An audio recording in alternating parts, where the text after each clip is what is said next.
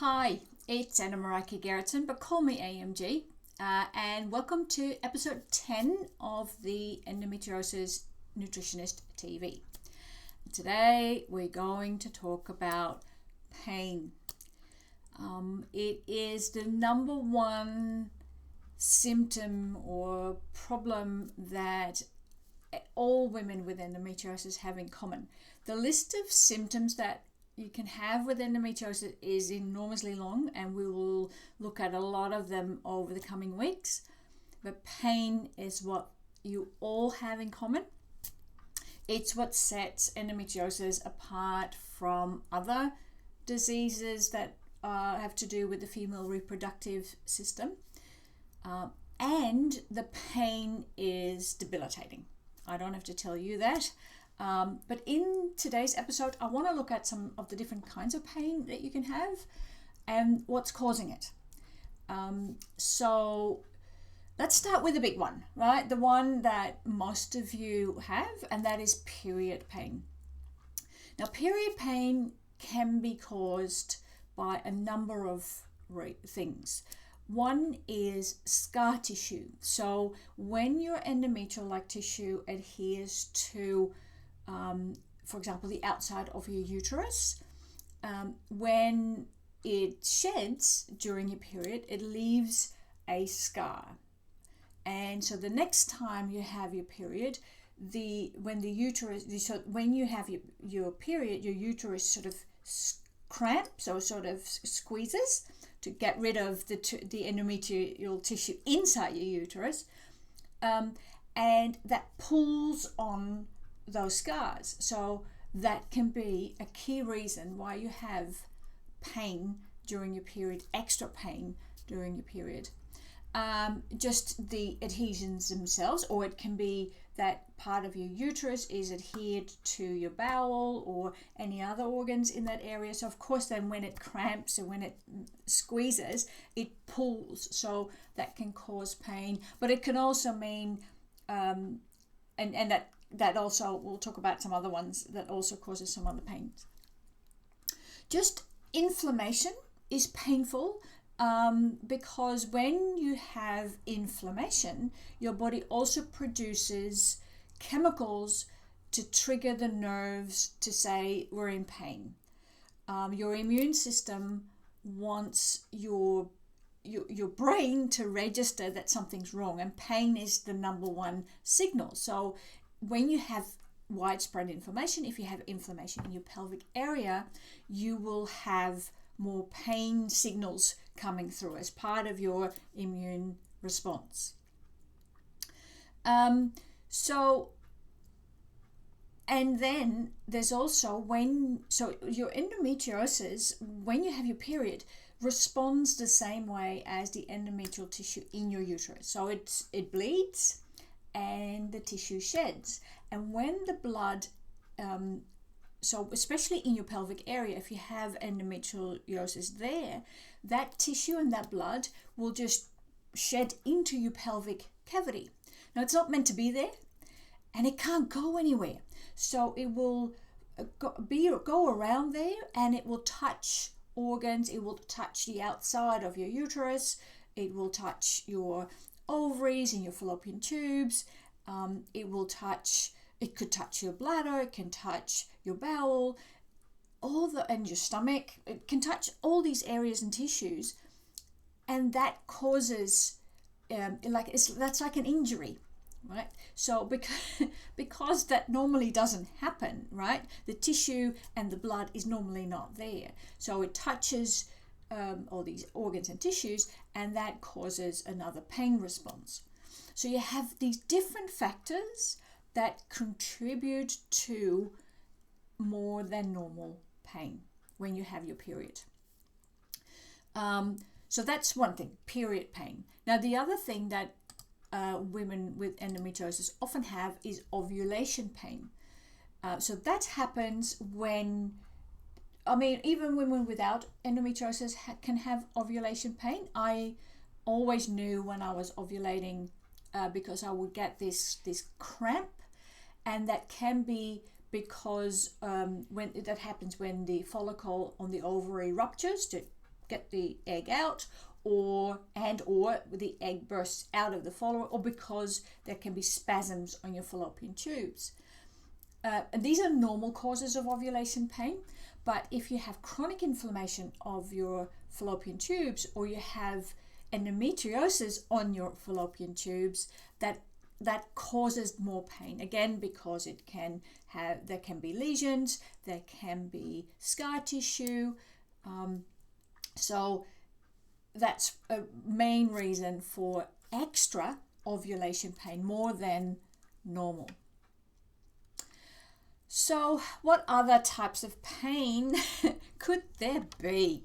Well, there's some that may be a little bit less common, but still many women experience them, and actually more women experience them than we probably give credit for, because they are not necessarily your specialist may not see them as related to your endometriosis. So for example, you could have painful legs and thighs.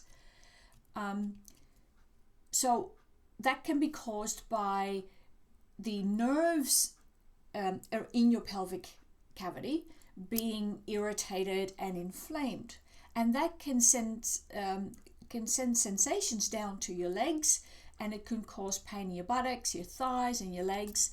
And often, if that's the case, if you have painful legs and thighs, you will probably have endometrial tissue on your sciatic nerve. That's the largest and longest nerve in the body, and runs all the way down to the bottom of your feet. So you can have that, you at the top, that can be endometrial tissue on that nerve. You can imagine and that if there's that tissue on that nerve is not meant to have that tissue on there. So that really irritates the nerve and can send horrible pain down your legs and your thighs.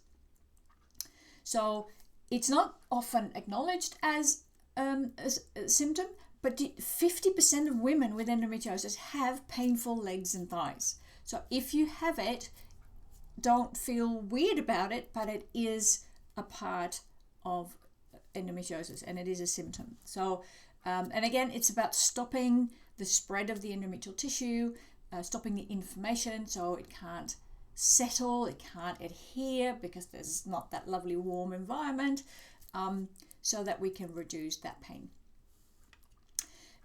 You can also have pain in your rectum. It's part of rectovaginal endometriosis, and it's often found in the last part. If you have that, you probably have endometriosis in the last part of your bowel. So that will give you pain during bowel movements, and a very sharp pain in your rectum. If you have pain in your rectum when you have bowel movements, make sure that you get it checked out, because it is very likely to be part of your endometriosis. If it is, then you'll have deep endometriosis, deep infiltrated endometriosis. So you really want to have that further investigated. But it can also be something to do with bowel cancer. Well, we want to rule out bowel cancer. So if you have pain in your rectum when you go to the toilet, when you do your number twos, and it's a sharp shooting pain and it's every time, please go see your specialist. Make sure that we know what it is. We'll stay in that area because you can also have pain when urinating. And that's when you have endometriosis on your bladder. Now, it's not the most common, but hey, if you have the symptom, for you, it is the symptom, right? It is where the endometriosis is. It means that you can have endometriosis on your bladder and ureters. So that's the little tubes that where urine comes through. And again, when there's endometrial tissue on there, when you have your period and it gets shed, you get scars, you can have adhesions where it gets touched together. when it has endometrial tissue on it, it makes that part of either your bladder or your ureter stiffer. So when you urinate, it can get very painful. Painful urination can also mean that you have a urinary tract infection. And because your microbiome is out of whack, you're more likely to get a UTI. So if you have burning urination, so where you go to the toilet and it feels burning, so pain and burning are different sensations. So think next time, just pay a lot of attention to what it feels like. If you have burning, that is very likely a urinary tract infection. And although you could go on antibiotics, I do not recommend it unless it's really severe.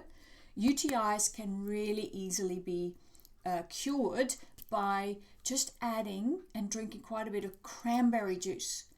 Drinking lots of water, lots of fluids, but add cranberry juice unsweetened to your water, and that will change the pH in your urine, which makes it very hard for the bacteria to thrive.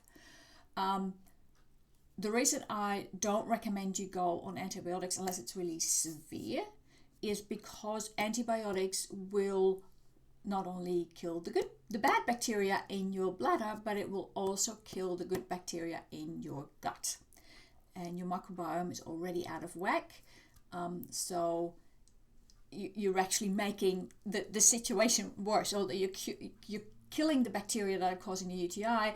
You're really weakening your whole system, so you're more likely to get them again and again, and also have other issues.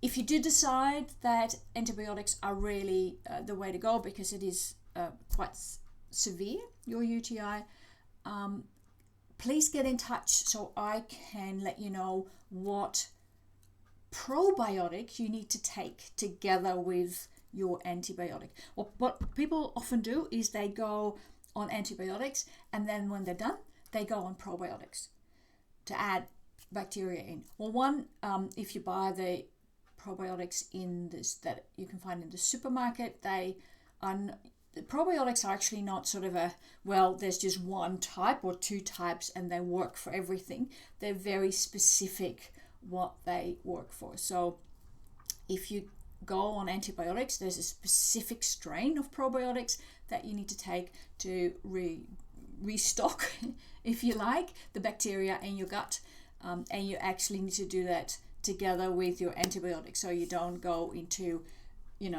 a dead zone and then you have to restock.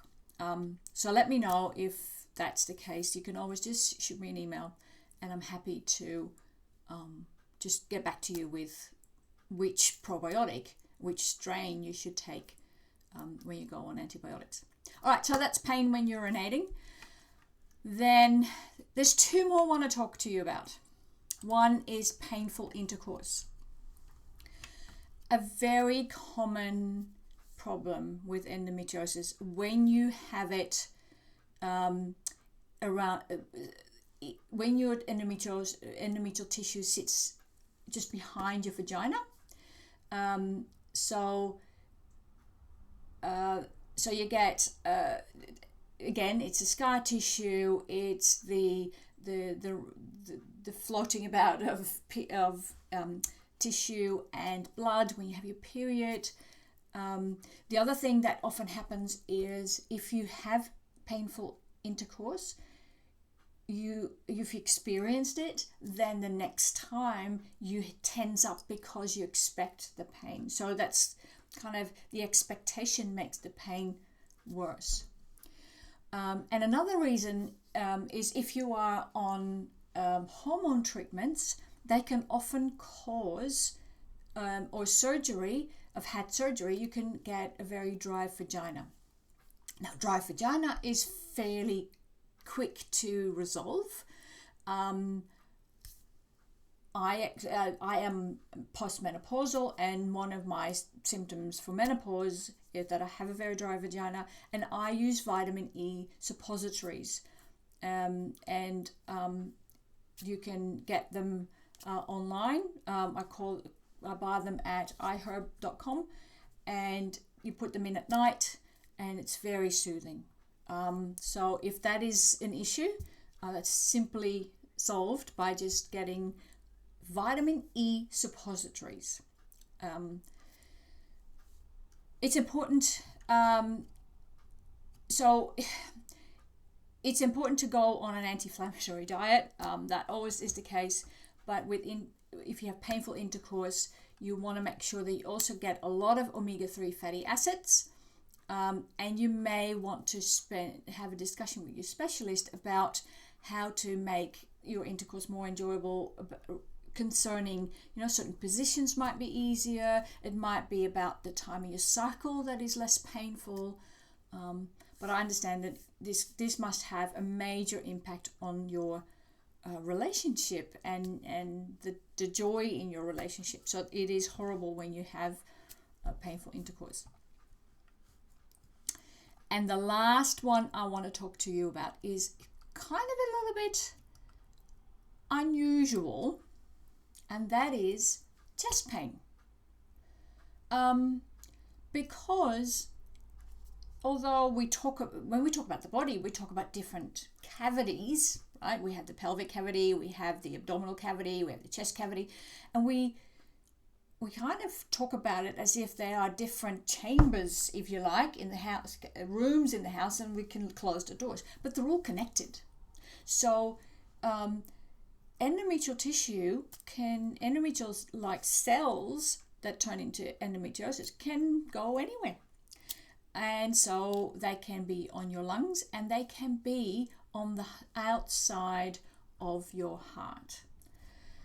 On the ligaments, or even on the nerves around your heart, and which will then cause chest pain around your period, because that's when the tissue starts to shed and to bleed. It can also end up on your diaphragm, which will give you pain when you cough. Now, if you have pain in your heart or pain when you cough, get it checked out. We do not want to mistake a heart attack or heart problems with endometriosis on your heart and on your diaphragm. So if you do have it as a symptom, if you do have chest pain or it hurts when you cough, it could be your endometriosis. And so, but have it checked out. Make sure it's, endometriosis is horrible, but it's not life-threatening. Heart problems can be. So please get that checked out. So that's about pain, all the different kinds of pain, and then we've got headaches and migraines and various other pains, but these are the kind of pains that are caused directly by endometrial tissue that is sitting on particular organs, particular tissues in particular parts of your body. So if you have these pains, they are part of your endometriosis, and when you go on an anti-inflammatory diet, you should start to see an improvement after a while. And typically my clients see an improvement after about 3 months, some quicker.